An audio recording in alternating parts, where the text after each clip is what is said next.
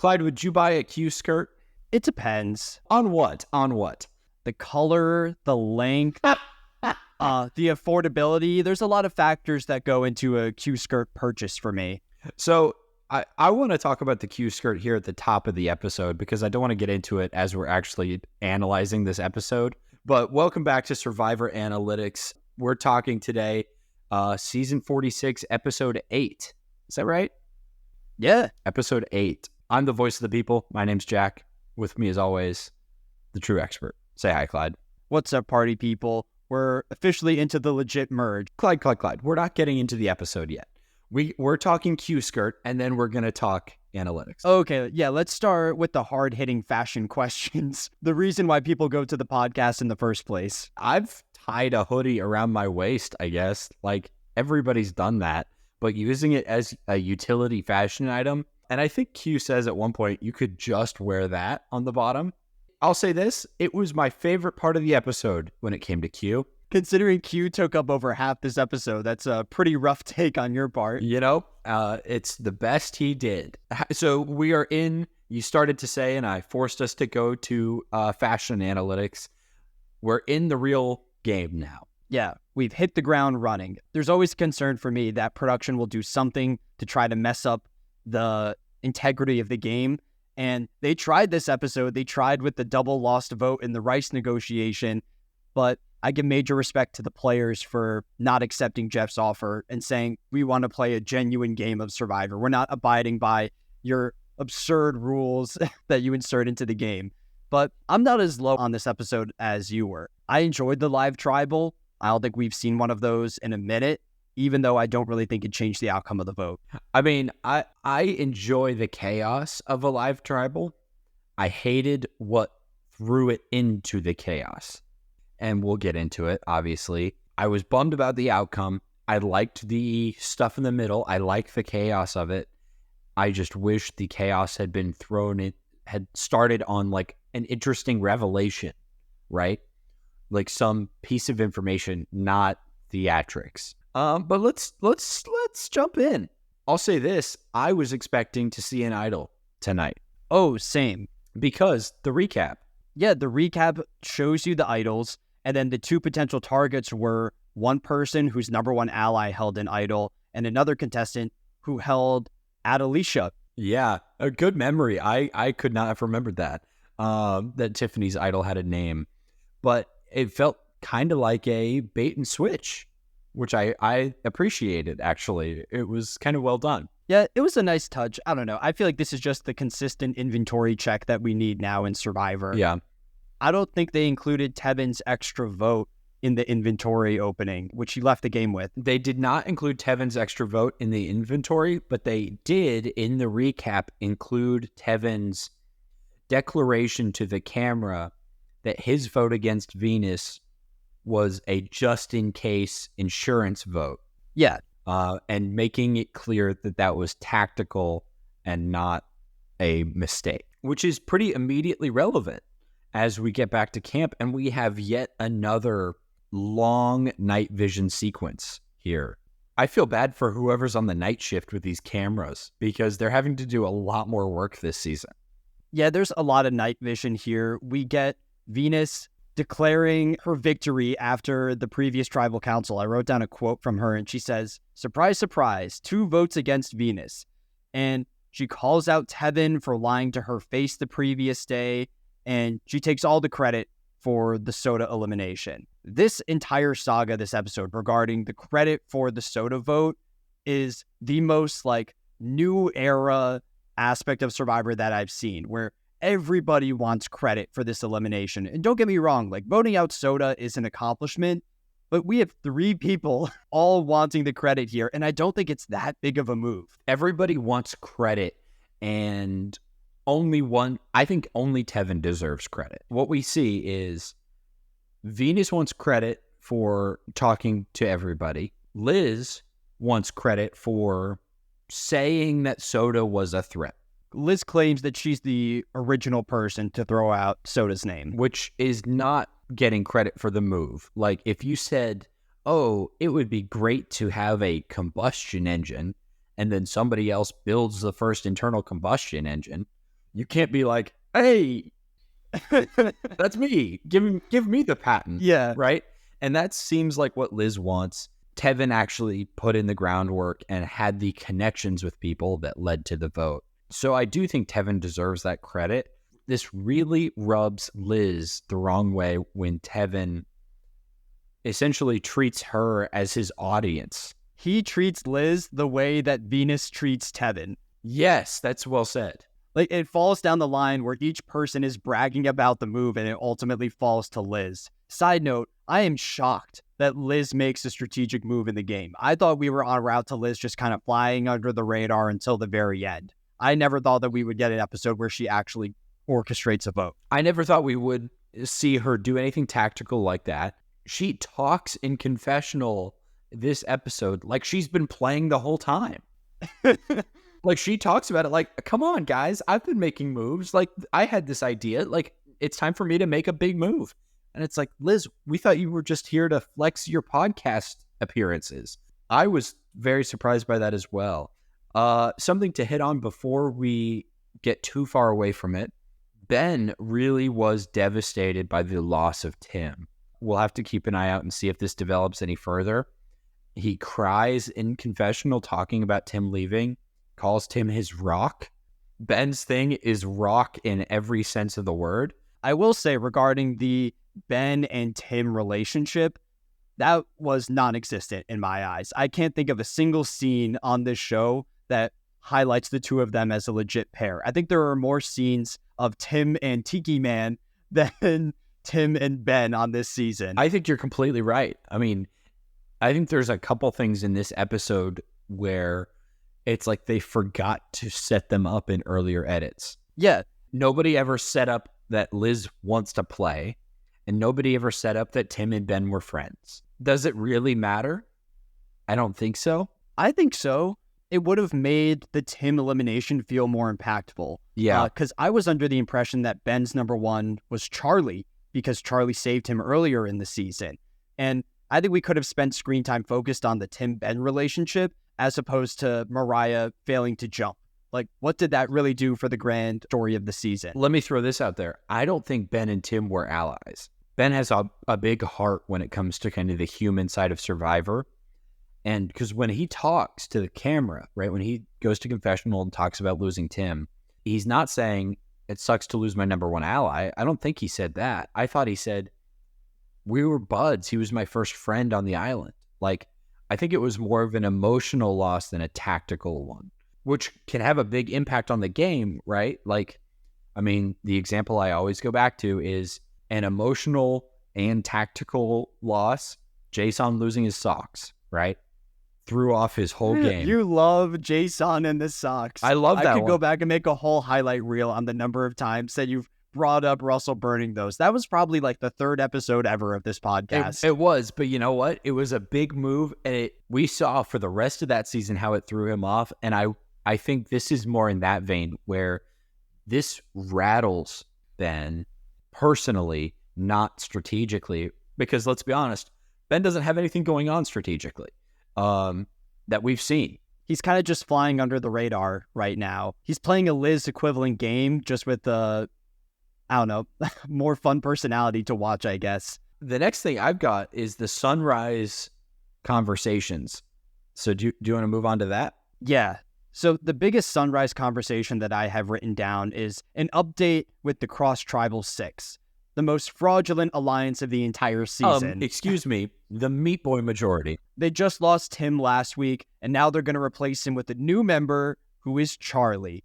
Are we calling Charlie a Meat Boy now, since he's in the Meat Boy majority? I did write down Charlie is an honorary Meat Boy.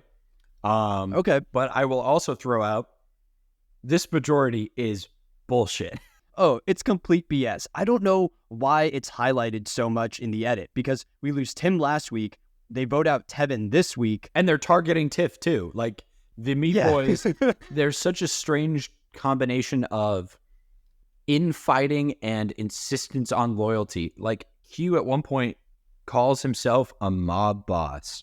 And I think that's kind of accurate in that he wants everybody to be loyal to his organization, but he reserves the right to be disloyal to anybody in his organization. I'll say with the Meat Boy majority, I think it adds an interesting element to the season, even though it hasn't functioned as a cohesive group. Because if we look back at the 2 new era seasons that we covered before this, 44, the players worked strictly according to tribal lines. You had the Tika 3 that navigated their way to the end.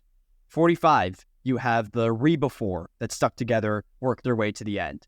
And I don't think we're saying that we're seeing the same tribal alliances in this season as the ones before it. Yeah. Which I think makes it more entertaining, but it also makes it a little bit more difficult to follow the direction of some of these contestants. Oh, I think it would be much easier if the remaining Sigas, Namis, and Yanus were all close, right? Nami has crumbled. Siga is really one alliance, and then Ben is there.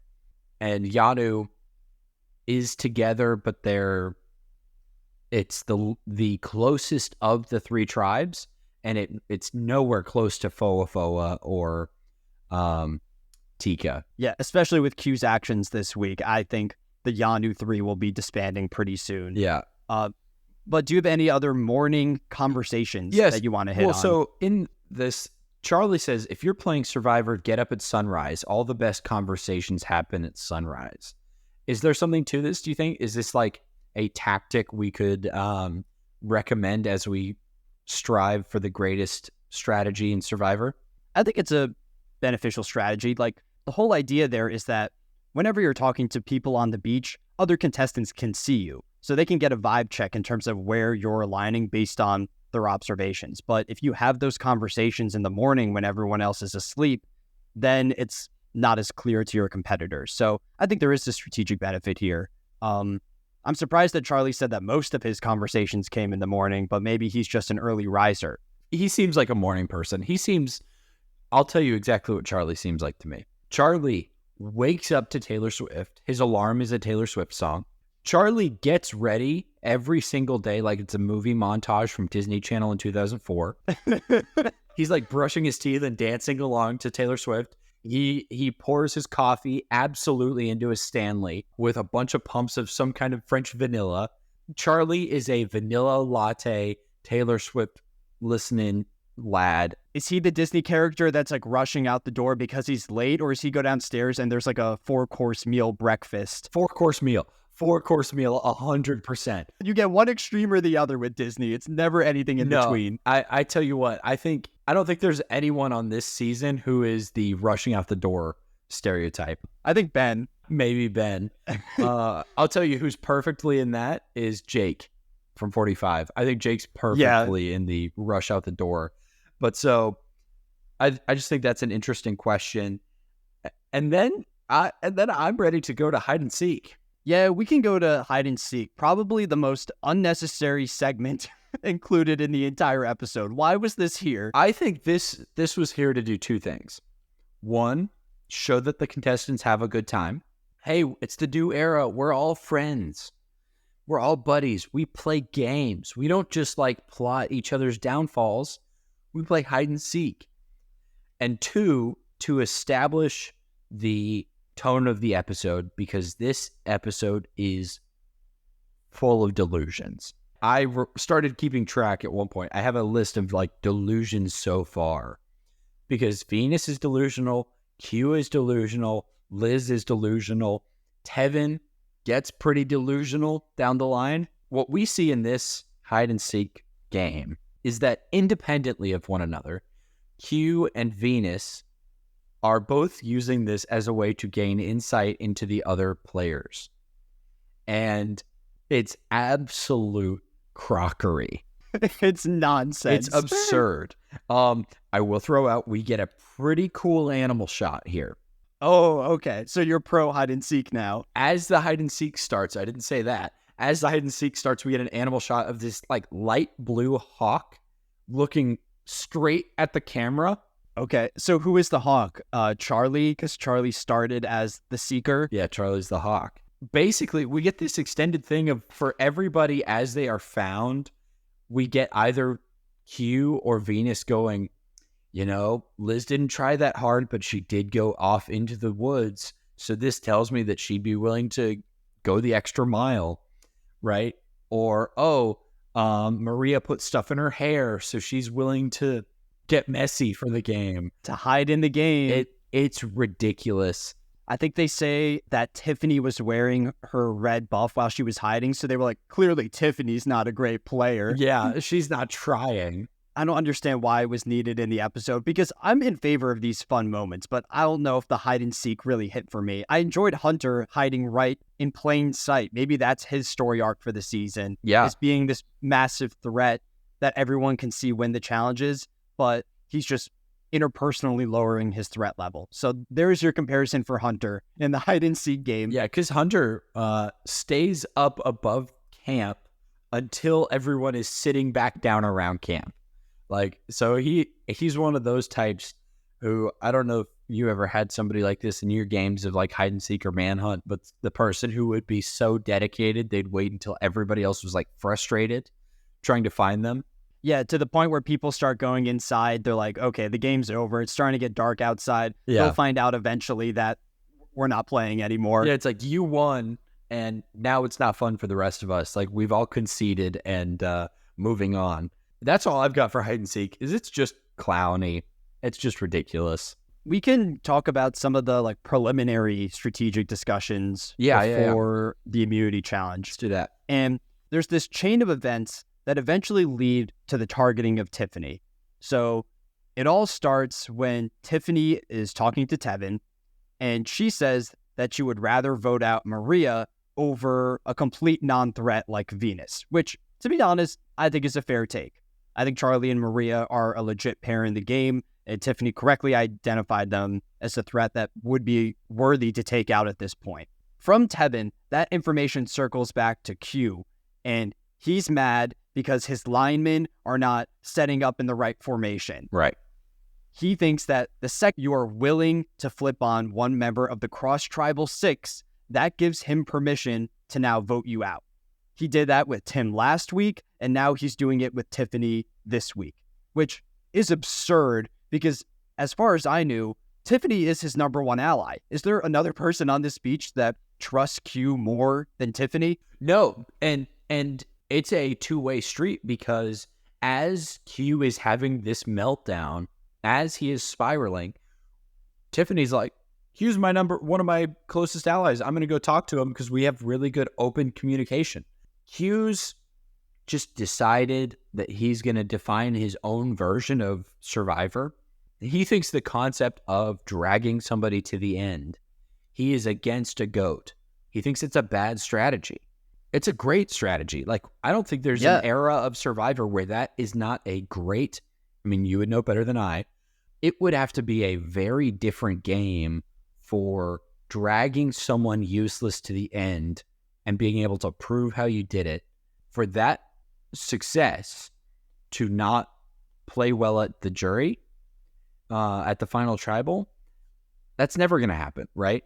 And Q's read on that is terrible. Q's read on Tiffany is terrible. His hypocrisy, right?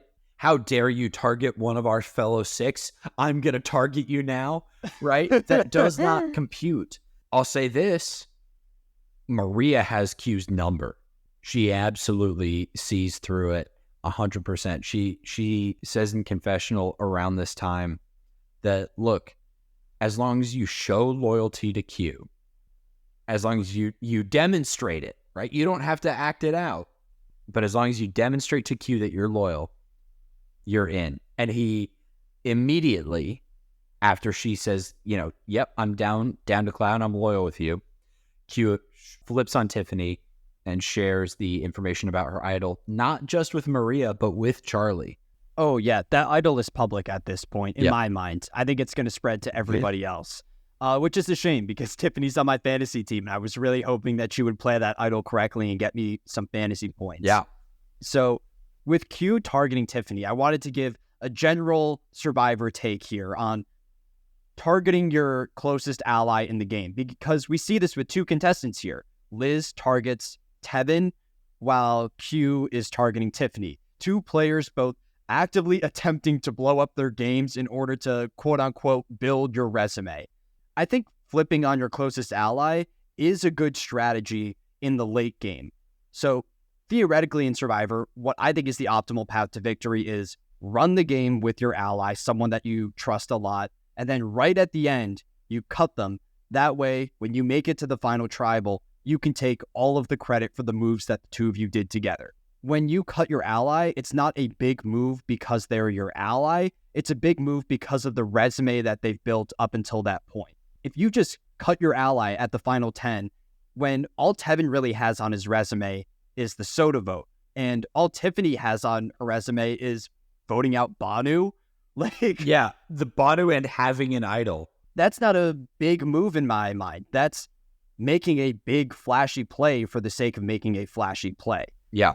And I think it just reduces your chances of making it deeper into the game. So that's my general philosophy with targeting your ally. I don't know if you have any thoughts on it. I mean, what immediately leaps to mind for me is it's like getting really fired up because you had a big dunk in the second quarter of a game, right? It looks cool in the moment and has very little impact on the game as a whole.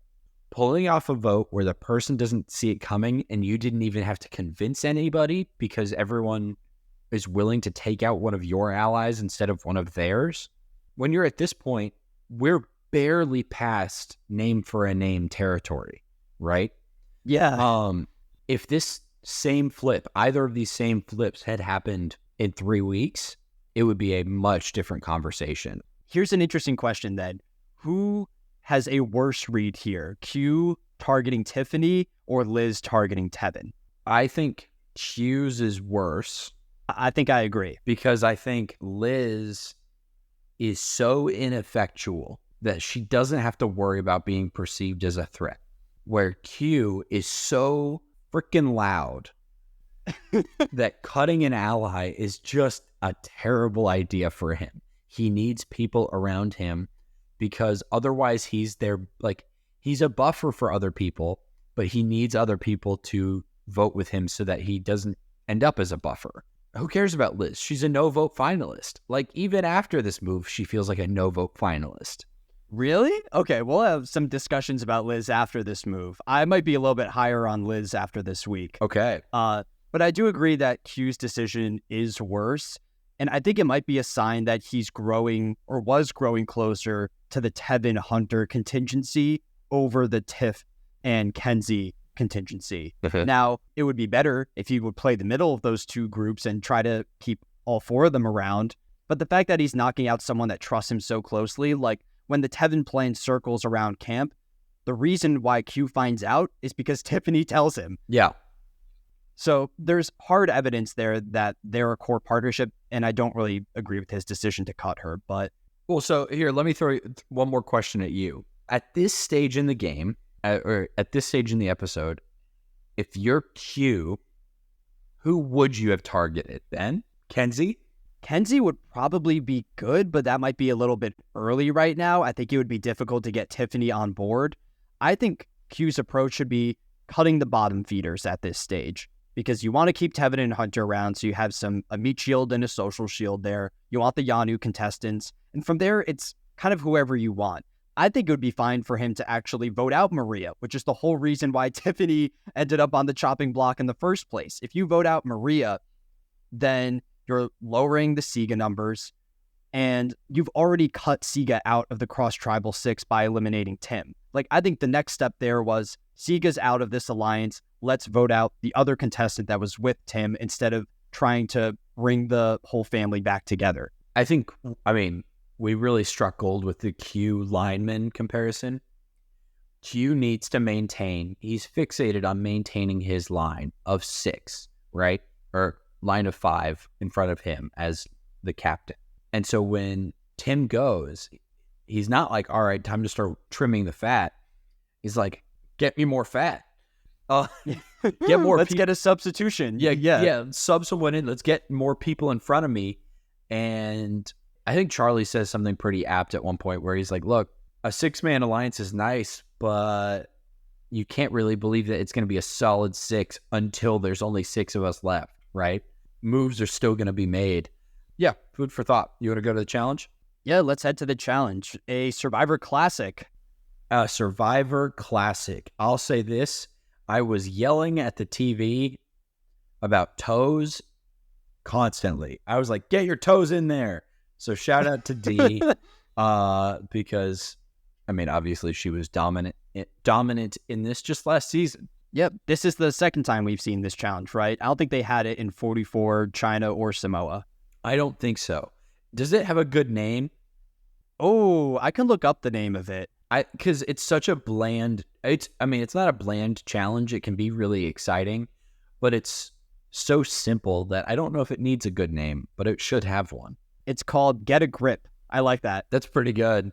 So challenge, if you don't know from the name, it's hold on to a pole as long as you can. Good old-fashioned Survivor. But there is a twist. A supply of rice if 4 players sit out. And then is there something about losing a vote? Yeah, Jeff makes a secondary offer where if 2 contestants agree to sacrifice their vote at tribal, then they get the rice. And the cast shoots him down. And I was applauding the cast in that moment. I could tell Jeff was so angry. He was probably chilling there with his pocket knife because I think it was either 44 or 45. He actually takes his knife and rips a hole in the bag. 45, he stabs the bag. And I was hoping he would do that again. I liked that a lot too. Charlie says at one point, like, I'm here on Survivor. I want to play the challenge. Like, I'm here to play, which I really appreciated. Q and Liz both really want to take the rice. It is clear. Q, I think what we're learning about Q is the guy gets hangry very easily. He says something earlier in this episode, they shouldn't have fed me because now I won't shut up. And Tiffany's like, yeah, you won't shut up. And then the whole Q skirt thing starts. But the deal is not reached, and we get into the challenge. Q and Liz go out immediately. Do you think Q intentionally dropped the challenge like he did last week? Is this a part of his master plan? No, I think this one was a tantrum. I think he was so upset that people didn't want to do the rice because he throws a tantrum when they get back from the challenge. Like, it pisses him off that people aren't willing to feed him. He thinks Nui Nui is a tribe that should be working together, and that this was an opportunity for that. Well, I think he perceives the 6 as a cohesive unit, and in his mind, they already have the majority. So if you don't feel confident in that majority, why would you not sit out? And if you have the majority, let's eat, baby. We get a cute moment where Jeff asks Tevin what kind of bird he'd be. Tevin, of course, says he'd be a peacock. A perfect answer for Tevin. Absolutely no notes. Excellent. And it comes down to a final 3 after 15 minutes. And Jeff reminds us that the record is over 2 hours. And we're at 15 minutes. So pretty mediocre performance here. And it's down to Venus, Charlie, and Hunter. I had a moment here where I was like, Venus could pull a D, right? I thought Venus was going to win. She said before the challenge started that she wanted to compete because she thought she had a chance at winning it. Like, I thought that was the edit alluding to her eventual victory. It turned out it was just the edit highlighting more of this episode's delusion. Because Venus drops and it comes down to Charlie and Hunter. At one point, the people on the bench in this time say, Jeff, how long would you last? And he says longer than 10 seconds.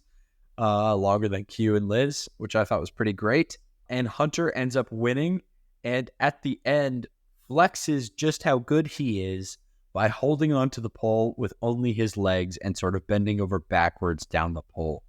Why? Unnecessary. The dude is really just saying, I'm a meat boy and I am winning challenges. Like, he's daring people to come after him. Despite Hunter like flashing his prowess in the physical side of the game, I don't think contestants see him as a massive threat. I don't remember who it was. It might have been Q in confessional that says Hunter never talks strategy. He doesn't have a strategic mind. Yeah. So I think people are kind of underestimating him right now. And even though he loses his ally later in the episode, I'm still not counting Hunter out as a contender for the season. That's it at challenge, though. Yeah, that's all I really had. The only other highlights for me is that we get another Jelinski reference. I think it's Charlie that says next season will be Survivor 40 several. And I'm sorry, but we got to let Jelinski go. This guy was voted out episode 1. We're at episode 8. He's released merch now. Like, we've had enough Jelinski content in one season. I will say his chances of returning are going up with all of these references. Maybe we'll get an elite Banu and Jelinski returnee season down the line. Oh, that sounds horrible. That sounds, I would, anything else, please. I'll say this, has Banu launched merch? I don't think so. That's a shame. He's probably on Cameo. All these contestants go on Cameo after Survivor, which on one hand, I'm like, good for you, go get that bag. But on the other hand, I'm like, can't we just enjoy a season of Survivor without it always being about how much money can I milk from this one experience? Yeah. Like, it's a balance between the two. I'll make the promise now that if I go on Survivor at any point, I won't do a cameo. I'll say this, if Clyde ever goes on Survivor, I'll do cameo. So we can go back to camp then. And we already talked about those two big targets on the table in Tiffany and Tevin. And I kind of wrote down who are the locked votes at this point against each person. So your locked votes against Tevin, based on all the conversations that we have, are Venus, Liz, Kenzie, Ben, and Tiffany. So there's already 5 votes put on him, and none of them seem to really deviate from that plan in this discussion. Meanwhile, the locked Tiffany votes are the Meat Boy 3, Tevin, Hunter, Q. And then you have Maria and Charlie kind of navigating the middle here, figuring out, do we want to try to sway the votes one way or the other? And that's kind of where the votes are going into Tribal. And unless there's any notes that you have, there's a couple players that I specifically want to highlight and kind of their strategic minds going into that vote. But is there any like discussions that you specifically want to talk about? The only thing I'll highlight is that there's a Liz, Ben, Hunter conversation where Hunter is trying to talk people out of going for Tevin. And Venus crashes it, and everybody's like, get out of here. She's sassy and leaves. And then Hunter's like, can we just vote her out? Venus is, with every move she makes, guaranteeing her spot as a no-vote finalist. It's interesting because Venus is one of the players I want to talk about because look at the contestants who are going home last week and later on this week, where her 2 biggest enemies on the beach are getting voted out. Like Soda goes home and now Tevin's a potential target. Like, can you make the argument that Venus is building one of the strongest strategic resumes here? Like, obviously her social game has been trashed to the point where I don't think people will vote for her at the end. But it's difficult to look at the results and see that these 2 people made it very clear that they did not want to work with Venus, and both of them eventually go home. That is true, but Venus can't claim credit for it. I mean, she tries, but she doesn't put in any of the work, right? She's not leading the Tevin vote. She didn't lead the Soda vote as much as she thinks she did.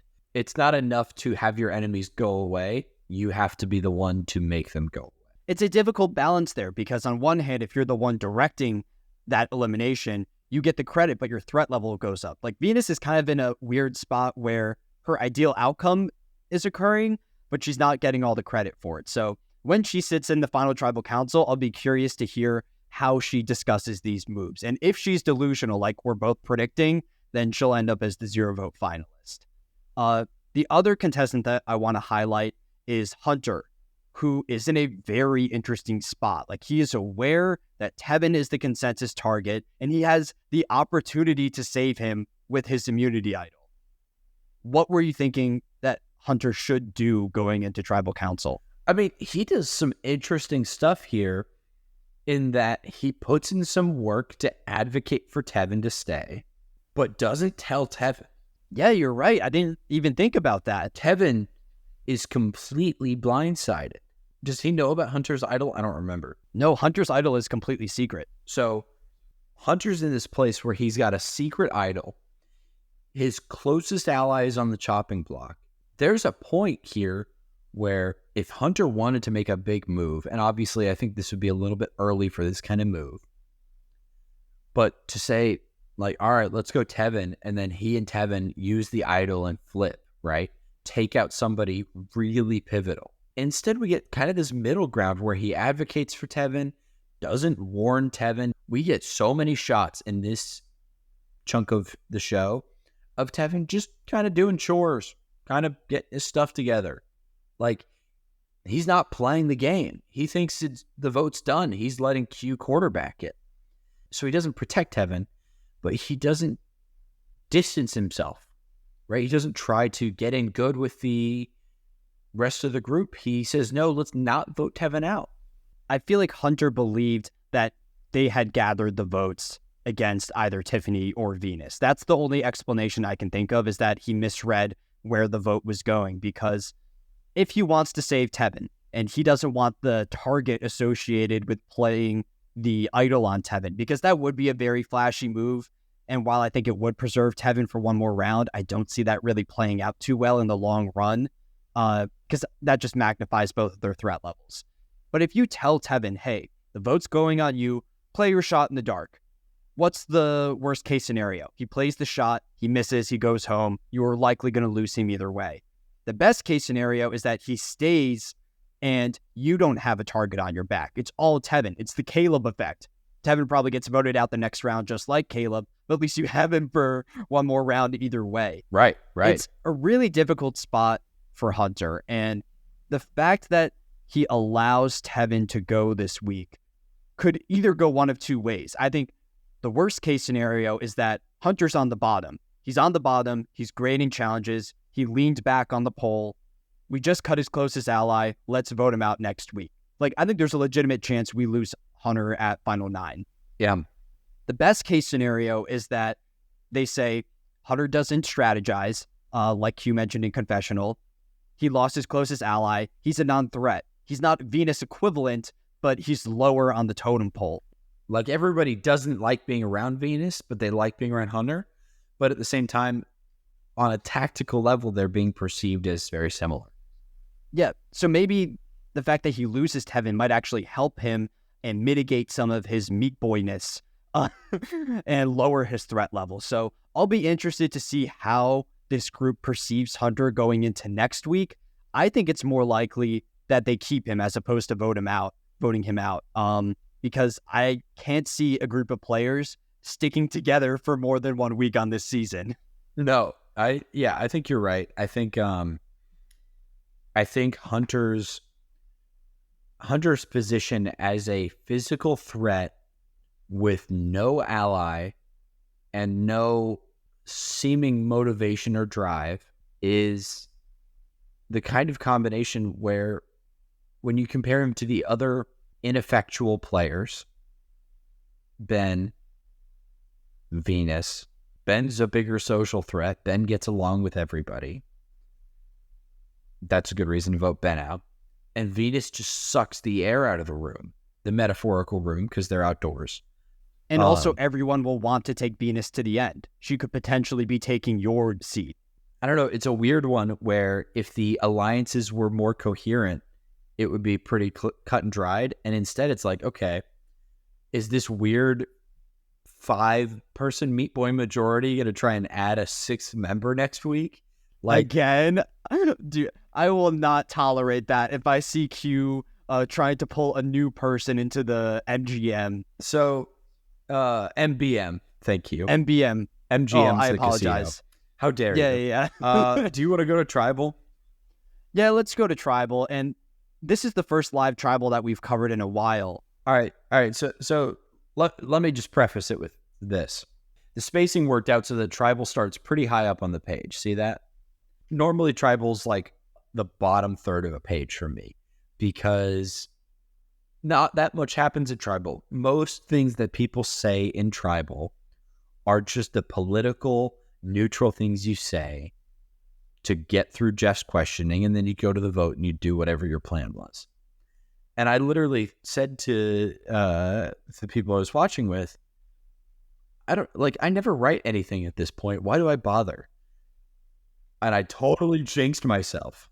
This live one, the origin is Q's comments, where he essentially asked the rest of the group to vote him out because he feels that he disrupted the game some way. And by him leaving, the rest of them can play a more competitive game. Let's pause right there. First off, the only thing before that, Liz does mention she has not gone to the bathroom yet on the island.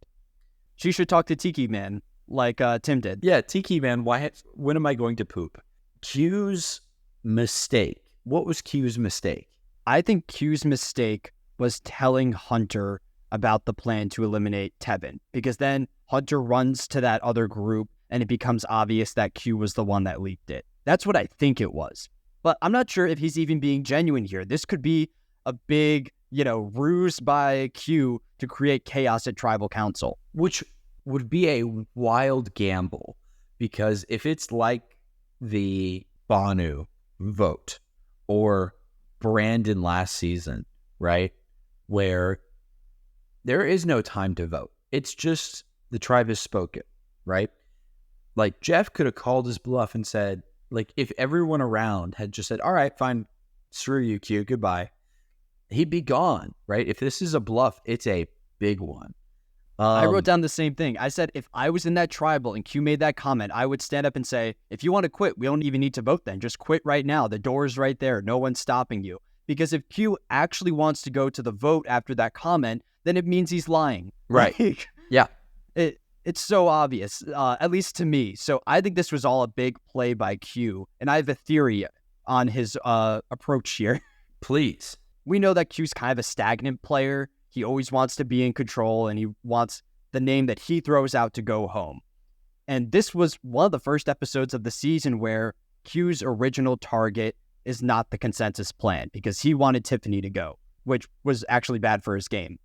So once the numbers shift away from Tiffany onto Tevin, he says to himself, I need to create chaos at Tribal Council. And then hopefully by doing that, everyone will agree to just do an easy vote like a Venus or someone on that level. So by throwing out that claim that he wants to quit, I think he was trying to create chaos, but it's a very weird way to create disruption amidst the tribe. Like, it's putting a target on yourself as opposed to causing other players to question themselves. So I think I understand the idea behind it. The execution was poor, and I'm mentally preparing for the Q confessional at the start of next episode, where he pretends to mastermind this entire thing. Oh, absolutely. I mean, he's going to say, wow, that went exactly according to my plan. Like, it is such nonsense, and everybody sees through it, right? It pisses Tiffany off, like it should, right? Confuses everybody else, and they all kind of see through that and go, well, why are you doing this? Do you subscribe to the idea then that this was not a genuine quit by Q? Or, like, do you think he was bluffing here? I think, honestly, that Q just says things and then has to deal with whatever's come out of his mouth. Like, this felt so... So you don't think it was a plan or a genuine quit? This was just him spitballing. I don't think this could be a plan that was thought out, because it's so bad. The best case for Q is kind of what happens here, right? Which is utter chaos, and he doesn't go home. Maybe the better case for him was the utter chaos ends in Tiffany going home somehow. He's going to go back to the camp, and everybody's going to be like, Q, you've just demonstrated an almost Banu level of inconsistency and inability to adhere to a strategy or be discreet, right? Yeah. Like, Q is not an asset for the rest of the game. Is he a low-level asset now, like Venus, where he's on the bottom and you want to take him deep? Or is he like a useless asset that you want to vote out next week? That's a great question. I think he could do more harm than good. And I think where Venus I think I agree with you.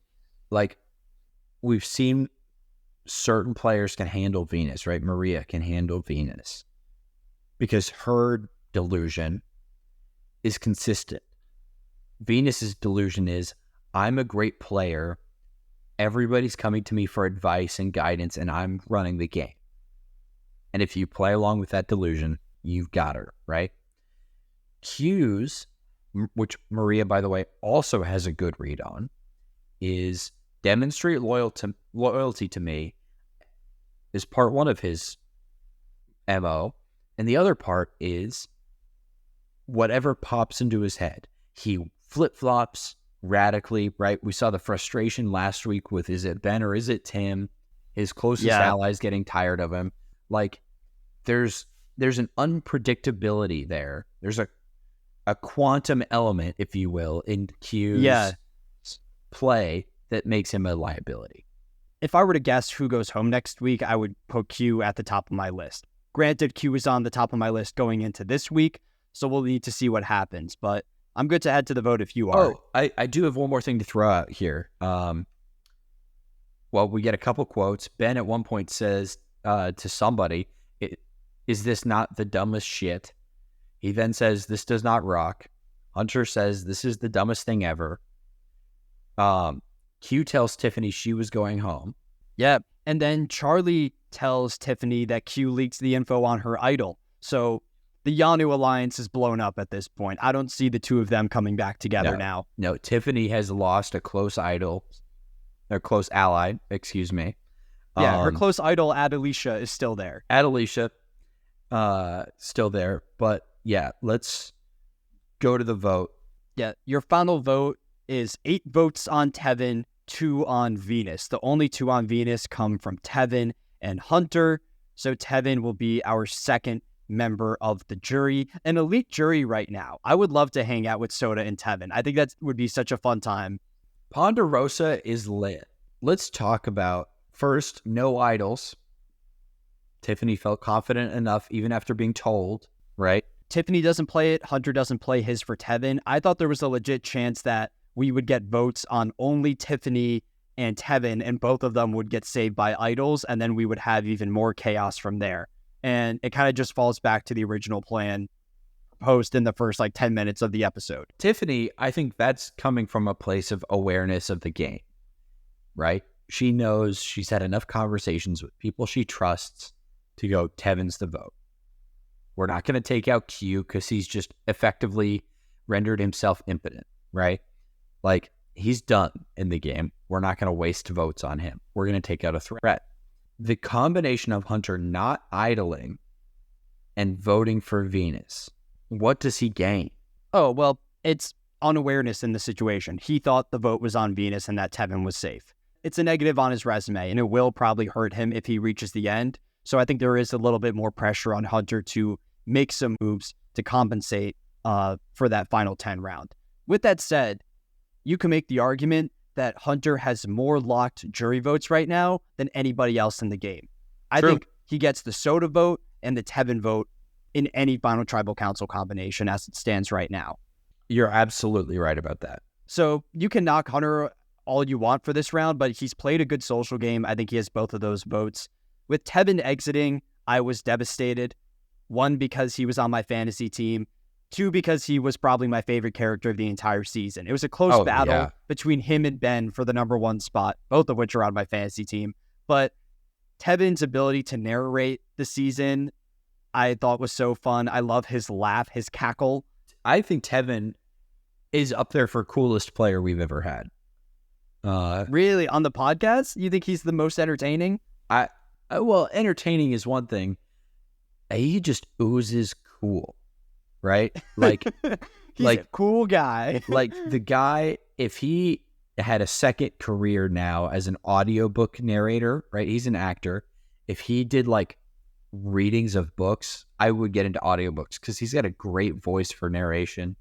He could do something in the Survivor world. I would enjoy it.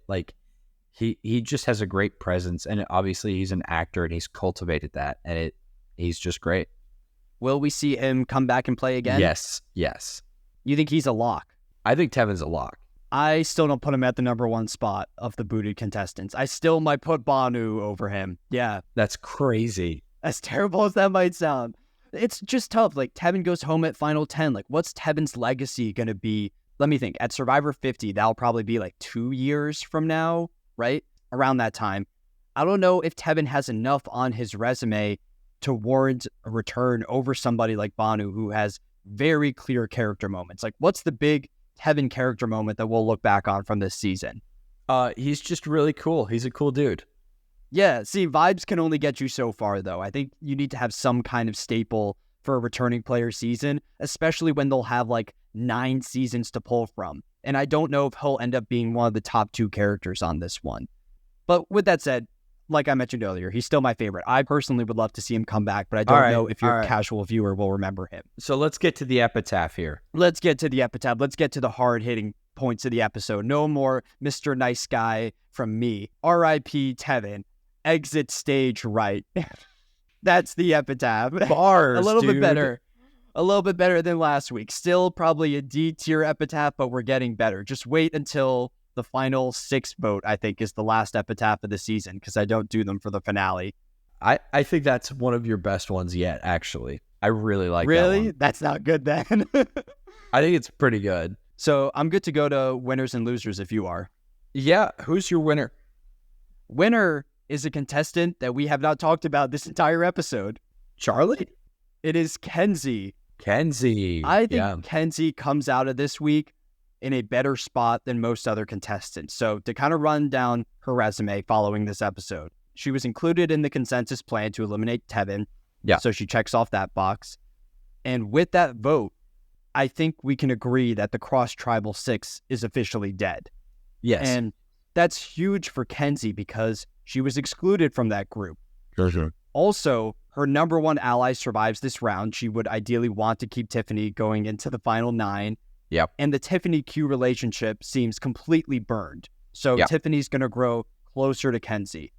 I know in the past that I've said that Maria was my winner pick if I could pivot off Tiffany. But now if Tiffany gets voted out, I'll probably pivot to Kenzie.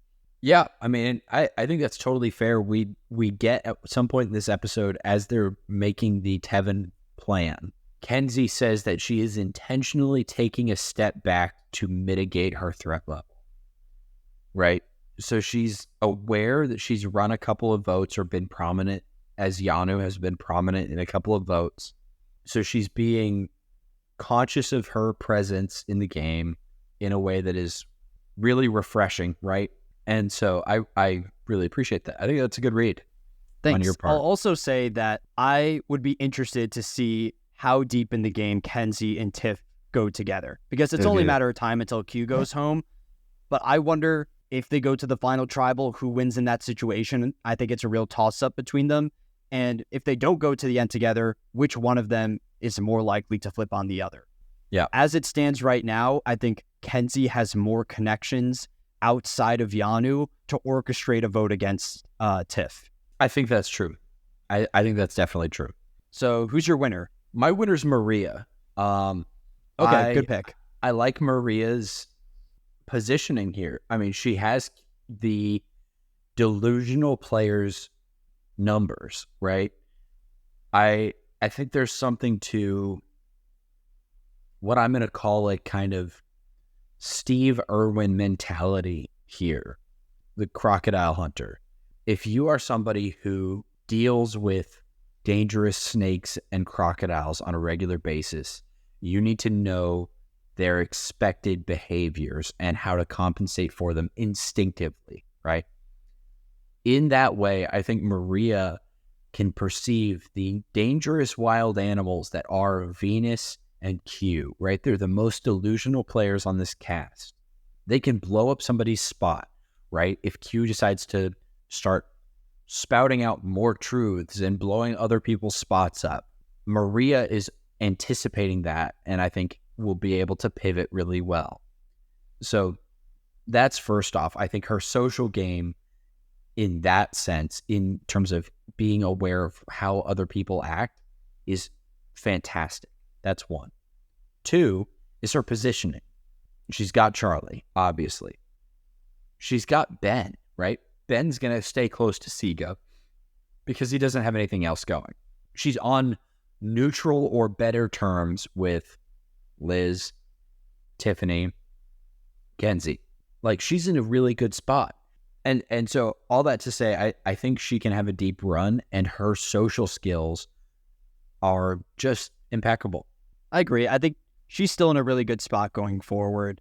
I do think it's a matter of time until people identify her and Charlie as a pair, though. Yes. And the real question there will be, who do they target? Because I think Maria will be perceived as the bigger threat between the two of them. Going on to losers, my loser's Hunter. I talked about it earlier. He lost his closest ally in the game. He was flashy in the immunity challenge, which goes against the Meat Boy code.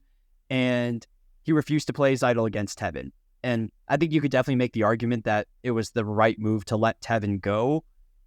But I also worry that he could go home at Final 9 because he has no close allies at this point. Like, I don't know if Liz feels that tight with him.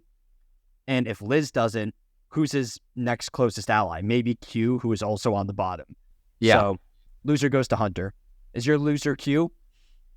Yes, and Q's my loser because I don't have a dishonorable mention. He is my dishonorable. And I mean, it's just bad. I mean, we spent a lot of time talking about it. If you watch the episode, Q's contributions are just bad, right? Especially at the end of the episode. It sucked so much oxygen out of the room as I was watching the show, because it was like, why are you doing this? Yeah, it just sucked, and I don't even want to talk about it anymore. It will be difficult because if he reaches the end, like that's the ideal situation for him, he makes it to the final tribal, part of his speech will involve convincing the rest of the jury that this was not a genuine quit. And that's a difficult sell, because if people think that you almost quit the game, it doesn't matter what you did from that point forward. They're not going to vote for you. That's a deal breaker. So Q put himself in a difficult spot, not only in the short term where he's a potential threat, but also in the long run where he has this giant hill to climb in his last speech. Yeah. Who's your honorable, since Q is my dishonorable? My honorable mention is Jeff's Botox guy. I'll say this. At one point during the challenge, I looked at Jeff and I said, he's looking really smooth today. So I think Jeff had a touch-up between last week and this week. You think he has a Botox guy on staff in Fiji? 100%. He's got a knife guy and a Botox guy. Where do they stay? The Survivor Sanctuary, maybe? Where good things happen. Absolutely. That's where Jeff goes to get his little... That makes sense, because we haven't seen the Sanctuary yet, right? Maybe next week. Maybe we need a good reward. There hasn't really been a good reward this season. I'd appreciate... How about next week we had an auction and a reward? That's what we need. An auction with the money chase from last season. Oh, no. I think the auction will not be back this season. I'm all in favor of a good reward, but that does not equal the Survivor Sanctuary. So that's our big hope going into the final 9. But that's everything I had. Any last things that you wanted to hit on? Let's hope for less night vision next week. I want everybody to go to bed and start fresh in the morning. That's my hope for episode 9. Yeah, we got to have Maria, the parent coach, tell everyone it's past your bedtime. You got to go to sleep right now. Oh, see, now I can feel the wheels turning on a potential Maria epitaph. Yeah, Maria, I have a lot ready for her. There's certain players like Liz where I don't even know what I say because Liz hasn't been there that much. I'm lucky that Tim also went home pre-epitaph, because I don't know what I could say about Tim other than some kind of tiki man poop joke. Yeah, I mean, that's where my brain immediately went. So, all right, well, tune in next week and hopefully things will be a little exciting.